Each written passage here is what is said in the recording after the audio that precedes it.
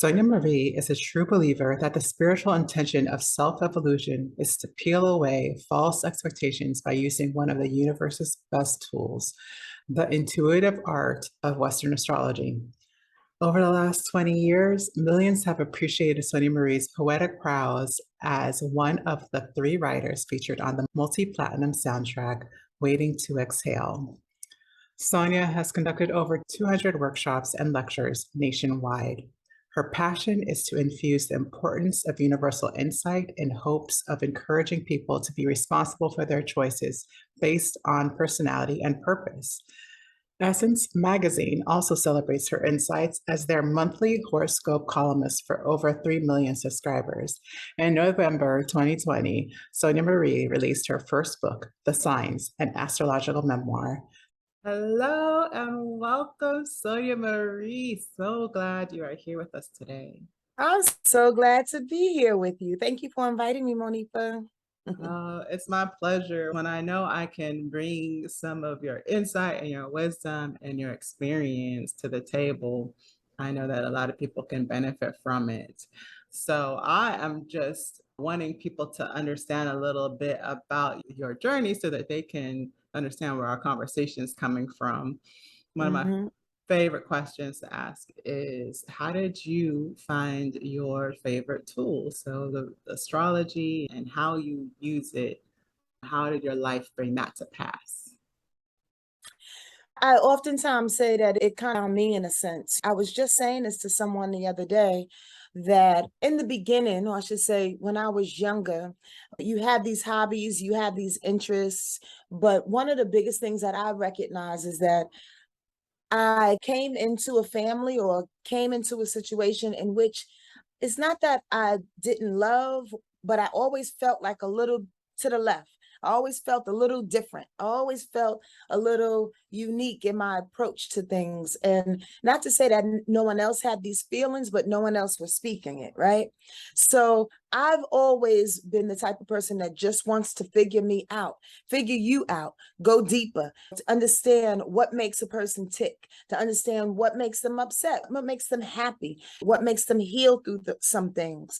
And even as a shorty, I was able to see people, like see through them, see their heart, see their ancestors and their people on the other side. So I've always known that there was a deeper meaning to this situation called life.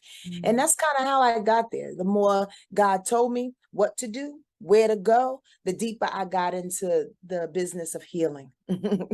That's so cool. I know that a lot of people have experiences in their youth where they see spirits, they can see beyond the veil, so to speak, and it scares them and they shut down the whole situation.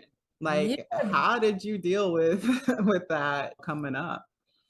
Oh no, I shut it down a couple of different times. Again, because it was scary, because you don't have the support in the environment to encourage it.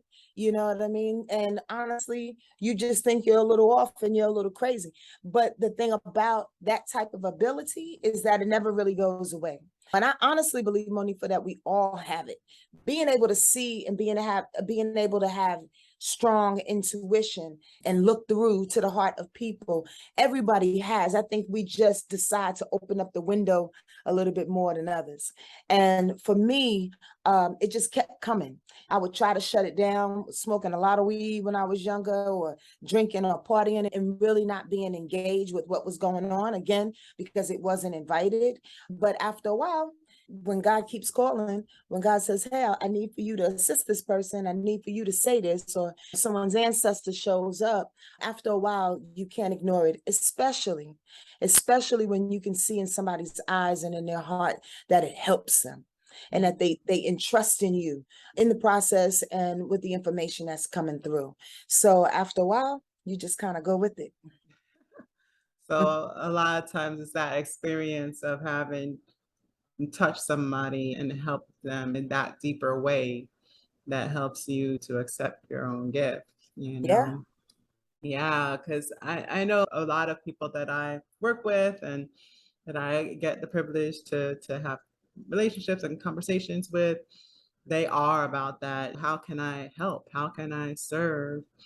And we often will face our own fears when it means that we can be of help, we can be of service. Yes. Yeah, I was also curious how you think of astrology, because I know that you don't look at astrology every day to live your life, right?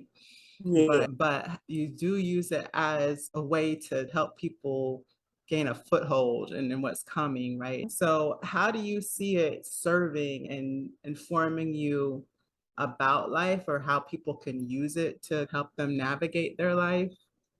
Well, two answers to that. The first answer is that yes, I do the weekly rundown on YouTube on my page, Sonja Marie's Word Life Astrology, only to keep people aware. And you are correct in saying that I don't necessarily follow my own my own channel in a sense, and break down each day and figure out what's going on and try to be prepared for that, only because I like to live life. And only because sometimes as a human being, if we record in our minds, oh, X, Y, and Z is supposed to happen, then it's almost like you're looking for it to happen, or you Yeah. can manufacture it in some kind of way. And I just want to live life.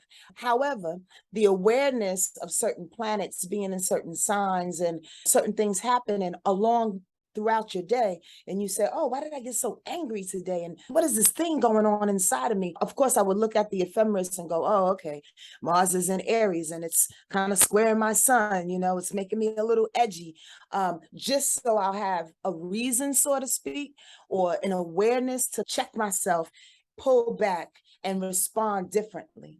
That's how I utilize astrology. But from in a bigger picture, as far as why I love astrology so much, I always say that we have a soul, we have a spirit that's given to us, of course, by our maker, the Most High, Yahweh, however you want to call him or her. But astrology is our personality. And I believe that when we come on the planet, astrology helps to administer our soul's journey. Oftentimes, our spirit and our soul wants to do the thing and live our authentic truth, but our personality can shut down a lot of things. If you come off a little too strong, or a little too stubborn, or a little too talkative at a time when you're supposed to be listening, whatever the case may be. So to know yourself and to know how you can step in your own way is how I utilize it, honestly, and how I teach it and share with my clients. Yeah, I've noticed that. I've noticed that because I've always thought of you as a mentor, because you were the first person that I would follow because you spoke from your heart, you know, because I would hear a lot of readings and it just never really resonated, but I realized learning from you was that I was often hearing things that were my sun sign, but I didn't relate to them because I was more living in my rising sign, Mm-hmm. especially when I was Mm-hmm. younger, obviously. And so I would hear stuff about like cancers, and I'd just be like, no, I don't really feel that way, you know? Right, right. Yeah. So being able to see it more as a way of even like having those transits just inform me what I can work on. What does the energy allow me to see more clearly is how I Mhm. think of it. Even if it is a challenge, like how is it making me more able to move through something that used to be a pattern? Absolutely. Continuously unpacking yourself, continuously unfolding and evolving. And you have to, in my opinion, through astrology. And by the way, your natal chart is so incredibly vast, as vast as the universe, that it's very, very difficult to read the entire thing in one lifetime, or to understand and interpret the entire natal chart. And by the way, the natal chart is a picture of the heavens when you were born, right? It's really, really difficult to do that thing. So the way I approach it intuitively is going to my chart or another person's chart, a client or a friend, just happen to have a conversation. And intuitively, if things are going down in their life and we need to find some answers, or we need to elaborate on a particular thing, I'll go to the particular planet, or I'll go to that house, or I'll see what else is going on in the universe at the time in relationship to your own chart. So because it's so vast, we don't have to get overwhelmed with way too much information. Let's go to the point of focus. Because in healing, as you already know, It takes its time. It's a process. So Yeah. sometimes with all of this information, you can get overwhelmed by so much. So intuitively, I hear them, our ancestors and our guides, and those that I see in my clients' ancestors and guides, where to go in their chart that would best serve them in the moment. So we can take those proper steps, the steps to healing in which how they are directing us. Does that make sense? Absolutely. Again, like I wasn't really reading charts before I listened to you.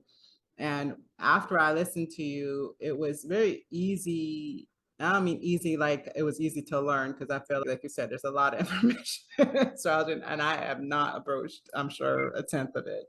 But my soul spoke. I don't really feel like I hear directly. I mean, at times I hear directly from spirit and I get those answers. But for the most part, it's like emotions or inclinations, or they land and then it just comes out of my mouth. So in that way, I do feel like it's a sort of channeling. And it started happening when I started looking at charts, because I didn't really know what was going on, but I would get these inclinations and I would be able to follow Right. these threads that it didn't make sense because I didn't really know all the planets yet. I didn't really know all those answers, right? Right. So it That's awesome. isn't that interesting, because I feel like that's why I decided that was my tool, because it was so revealing for me when I used it. I feel like it's going to take a lifetime to develop, but it's something that I do like to do, especially if I am having those questions. Mhm. And we continuously have questions. Like it ain't over till it's over.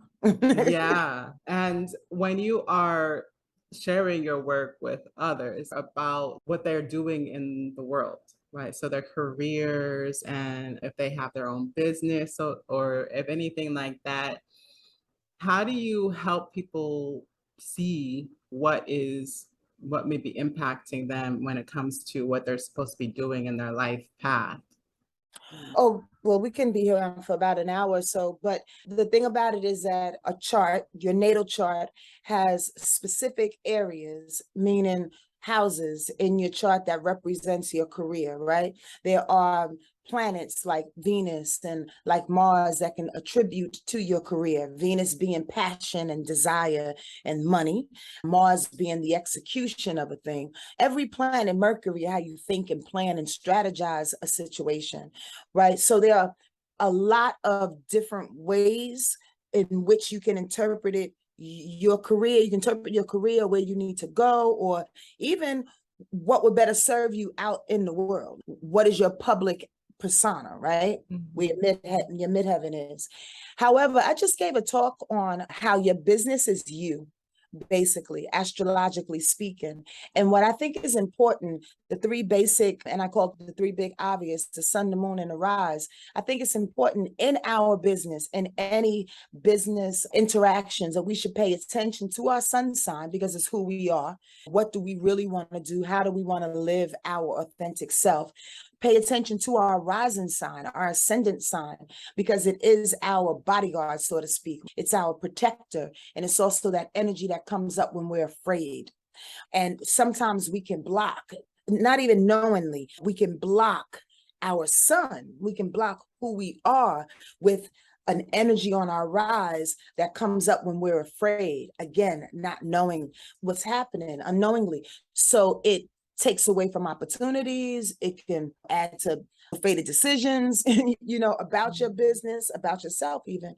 And then the third is that moon sign. The moon is our emotional knee-jerk reaction to everything that goes on around us. And that's pretty obvious. In our business, sometimes we have to make quick, rash decisions, and sometimes it can come from an emotional standpoint. So it's all about awareness. Awareness is key. If we know who we are authentically, if we know how we're protecting ourselves, when it's good to protect ourselves and when it's good to put that protection down and be a little defenseless and allow things to happen. And then when it's proper to react, when you need to react, you with some type of vigor, with some type of anger, with some type of passion, to be emotional or not emotional, to hold back those emotions and business decisions. I think that's good. I think that those three energies come up all day, every day.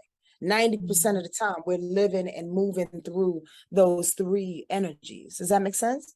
Absolutely. It makes so much Yeah, sense. And we will have people that have a little bit more experience with charting and this kind of thing because just the beautiful souls that are coming in to speak with us. And so I feel like that'll give them a good place to start if they are curious about that. I did not know you had to talk about that. So that's essentially what we're getting to is the better that you know yourself, that we can really allow that to guide our decisions when we are making those decisions in our business. And how are we setting up, how are we structuring our business in the ways that we are interacting with the world and bringing in what our value of our service is to offer. absolutely. It keeps us in alignment with living from the inside out. You know what I mean? Instead of taking cues from the outside world and comparing ourselves and being in competition and taking somebody else's idea and what they think of us and applying it to ourselves. It's like, no, the sun is like, I came in as a Cancer. I'm supposed to be nurturing and emotional and sensitive and intuitive and motherly in the things that I do and how I approach my business and my life.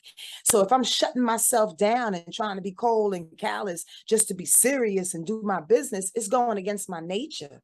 I have to have some kind of playfulness. I gotta have food. Look, Cancers love to eat. If I don't know anything about myself, if you don't feed me before a meeting, at least an hour before, I'm gonna be cranky. Before a reading or something, I'm gonna be cranky and I'm gonna get in people's butt and be like, hey, one thing. And it's like, so you're a little bit too hard. I'm sorry, I'm a little hanky. So you gotta know yourself. You gotta know yourself and how you approach and how people are receiving you. That'll make or break your business all day, every day. It's about perspective and perception. If people are perceiving you a particular way, they make a decision to buy your products. Yeah, yeah, it's the Out truth. there. It's Yeah. like going to a hotel and the front desk is the welcome. From that front desk perspective, it's like you decide whether you want to be at this hotel or not. If that person gives you that smile, if they're dressed clean, if you see what I'm saying, if the desk is clean and organized, you have a different approach to it. You're like, okay, I think I can stay here. Versus the contrary, it's the same thing. How are you approaching your business? How are you approaching people to welcome them into your business? Yes, I just read something from LaShonda Brown. She was saying that people will have to buy into you before they will buy from you.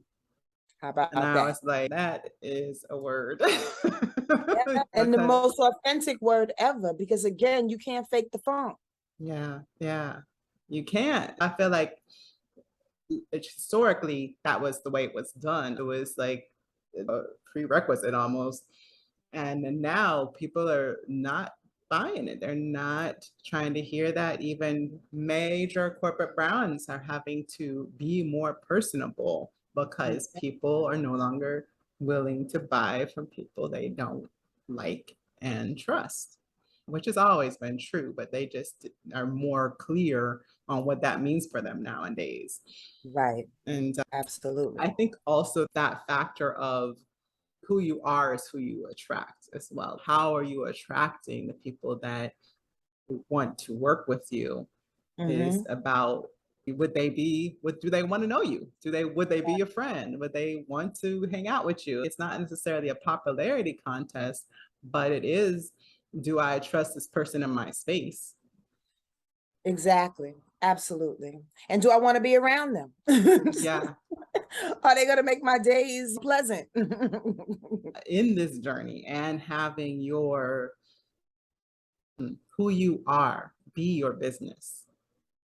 I feel like it takes a lot of vulnerability, like we're saying. That definitely that rising sign for me is it just will put up like a 10-foot, like 5 feet deep wall. And be like, How what? about Why haven't I heard from a client in a while? And you're like, do you want to talk to people? Like, you might have to take that wall down before you get a client, right? how about So that? Or if you like the wall, then maybe that's the day that you do some writing. Maybe that's the day that you switch gears in your business because, and I mean, Or that can be an organization day. You know what I'm saying? Because the bottom line is be easy on you, in my opinion. Knowing these things about our natal charts, knowing as a Cancer, just to stay with that theme and sign, that we can get a little shut down and a little protected because we take on way too much emotions throughout the day from other people, from strangers even. And sometimes we don't know what's ours. So we have to give ourselves some grace sometimes when we take on too much and we say, I should reschedule this meeting because I don't feel like my full self. And to say, okay, let me reschedule. Let me go. Let me wash it off. Let me go swim. Let me get in the bathtub and then rejuvenate yourself and then come back the next day in order to make yourself win. As opposed to shoving yourself into a situation that you know you're not going to be your best at, that you're forcing a thing. It's okay to have the ups and the downs in life. But again, it's the awareness. It's the awareness, knowing how are you going to utilize this moment to the best of your ability. Absolutely. And I feel like that goes straight into my next question, because I feel like a lot of people who feel like it's because of their personality, right? They're introvert or they are too sensitive and they are fearful of being in a place where they wouldn't be able to take care of themselves, essentially. What advice would you have for them, the people who think that because they are who they are, they can't succeed? Well, I think that's a bunch of malarkey because again, it's about you, it's about you adjusting your life to who you are. So if Yes. you are an introvert and you know that there's some extroverted things that you need to take part in every now and again, you either hire somebody to do that or you make that situation as minimal as possible. The bottom line is that we can't do everything.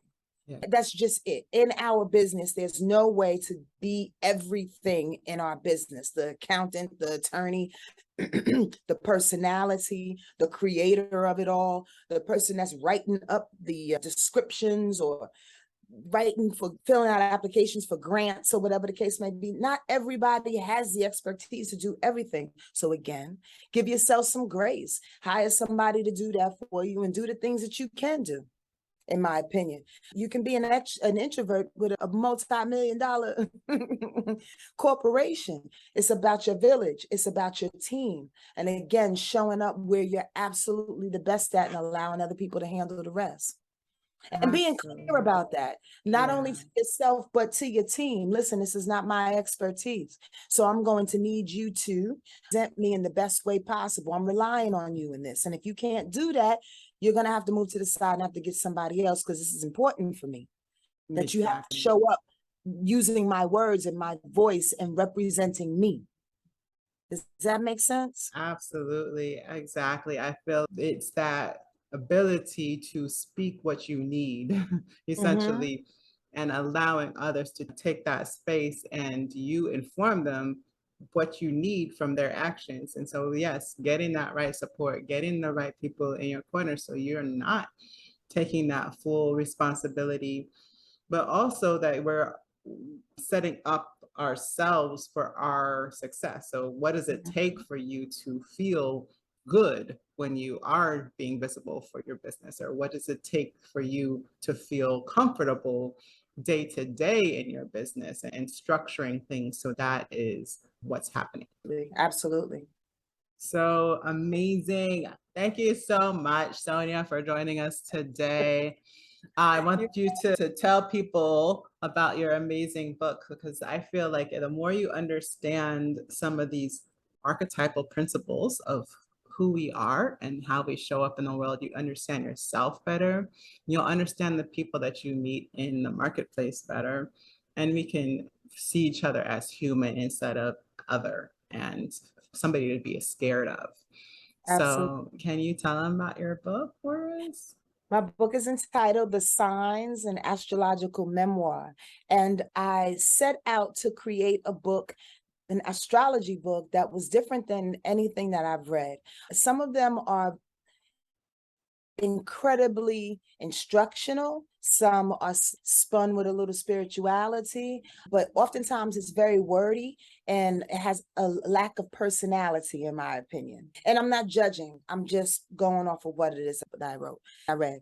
So I say that to say is that my approach has been to see astrology in everything that we do in our lives, down to the clothes that we wear, to the decisions that we make, the music that we listen to. And I believe it's everywhere, through and through. So with each sign, I told stories of my life in which particular energies from these signs would show up.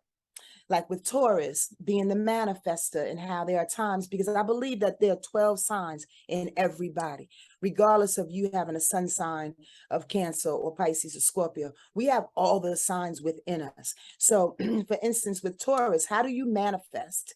What do you manifest? Where in your life do you manifest the best, the easiest? Is it difficult for you in certain ways? Is it difficult to execute? So the bottom line is where these energies show up in your life and in other people's lives can make communication better and can allow you to receive what it is that you need to receive on this planet this time around.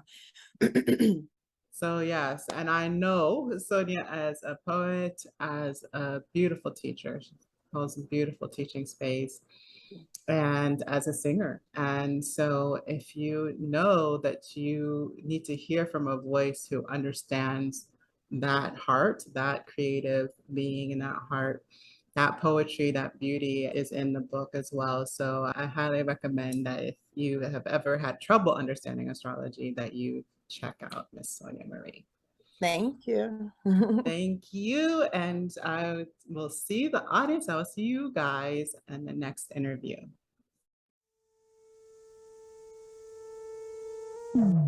You call me a saint, but you know I'm a stranger, all willing and able to do what you want. You think I'm a thinker, but I'm just a singer, all busy and pretty, just making believe.